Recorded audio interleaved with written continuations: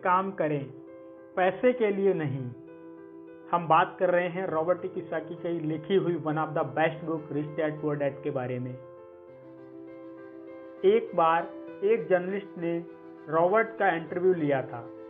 Robert उसके article पहले भी पढ़ चुके थे और उस जर्नलिस्ट के लिखने की स्टाइल से बेहद प्रभावित थे। इंटरव्यू जब पूरा हुआ तो उस जर्नलिस्ट ने रॉबर्ट को बताया कि वो एक मशहूर लेखिका बनकर उनकी ही तरह एक दिन फेमस होना चाहती हैं। रॉबर्ट ने उनसे पूछा, तो ऐसा क्या है जो उन्हें मशहूर होने से रोक रहा है? इस सवाल के जवाब में उस जर्नलिस्ट ने कहा, उनकी जॉब आगे नहीं बढ़ पा रही। इस पर रॉबर्ट ने सुझाव दिया कि उस जर्नलिस्ट की कोई एक सेल्स क्लास ज्वाइन कर लेनी चाहिए। मतलब कोई भी एक सेल्स क्लास जहाँ पे सेल्स कैसे की जाती है, जहाँ पे ऐसा सिखाया जाए आपको, उस टाइप की आपको एक क्लास ज्वाइन कर लेनी चाहिए। जर्नलिस्ट ने बताया कि उनकी एक दोस्त उन्हें पहले ही ये ऑफर दे चुकी है, मगर उन्हें ये छोटा काम लगता है। वे ये भूल गई थी कि रॉबर्ट खुद कभी सेल्स स्कूल जा चुके थे।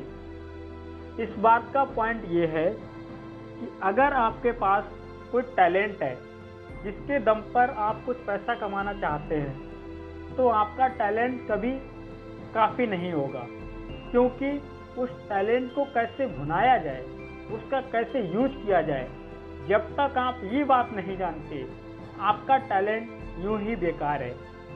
जब तक आप उसे लोगों के सामने पेश करने का हुनर नहीं सीख जाते, आप कुछ नहीं कमा सकते। तो बेचने की कला सीखने में कोई शर्म की बात नहीं है। किसी भी सेल्समैन को इसके लिए शर्मिंदा नहीं होना चाहिए। एक जो सबसे बड़ा फर्क अमीर डैड और गरीब डैड के बीच में था, वो ये कि गरीब डैड हमेशा नौकरी की चिंता करते थे कि जॉब हमेशा सिक्योर रहे, क्योंकि एक सेफ जॉब ही उनके लिए सब कुछ थी। जबकि अमीर डैड हमेशा सिर्फ और सिर्फ कुछ सीखने पर जोर देते थे। अमीर बनने के लिए आपको बहुत कुछ सीखना पड़ेगा। इसके अलग अलग पहलू को देखें तो स्कूल हमें रिवार्ड करते हैं किसी एक खास चीज में महारत के लिए। इसका एक उदाहरण देखिए। जब डॉक्टर मास्टर की डिग्री लेते हैं, उसके बाद किसी एक स्पेशल फील्ड में डॉक्टरेट करते हैं, जैसे कि पीडियाट्रिक या कुछ और। मतलब एक छोटे से विषय पर उन्हें बहुत पढ़ना पड़ता है उस फील्ड में महारत के लिए, और यही उनका रिवार्ड होता है। ऐसे ही बहुत कुछ जानने के लिए जो थोड़ा बहुत आप सीखते हैं, वो नॉलेज तभी आएगी जब आप अलग अलग कंपनियों के लिए काम करेंगे, दुनिया की अलग अलग चीज़ों को जानेंगे, चीज़ें कैसे काम करती हैं, ये सभी बातें अनुभव करेंगे, तभी आपकी नॉलेज बढ़ेगी। शायद यही वजह थी कि अमीर डैड छोटे रॉबर्ट और माइक को अपने साथ लेकर जाते थे। जब भी अपने डॉक्टर, अकाउंटेंट, लॉयर या किसी प्रोफेशनल से मिलने जाते, तो वे अपने दोनों बच्चों को साथ लेकर जाते थे, जिससे ये सीख सके। जब रॉबर्ट ने मेरिन कॉर्प्स ज्वाइन करने के लिए अपनी हाई पेइंग जॉब छोड़ी, तो उसके गरीब मगर पढ़े लिखे पिता समझ नहीं पा रहे थे कि आखिर रॉबर्ट ने ऐसी शानदार नौकरी क्यों छोड़ी। वे एक तरह से इस फैसले से सख्त निराश हुए। रॉबर्ट ने उन्हें समझाने की हर मुमकिन कोशिश की कि उनका ऐसा करना क्यों जरूरी था, मगर उन्हें ये बात हजम नहीं हो रही थी। रॉबर्ट ने उन्हें कहा कि वे सीखना चाहते हैं कि खुले आसमान में कैसे उड़ें। उन्हें जानना था कि वर्कर्स की टीम को कैसे हैंडल किया जाए।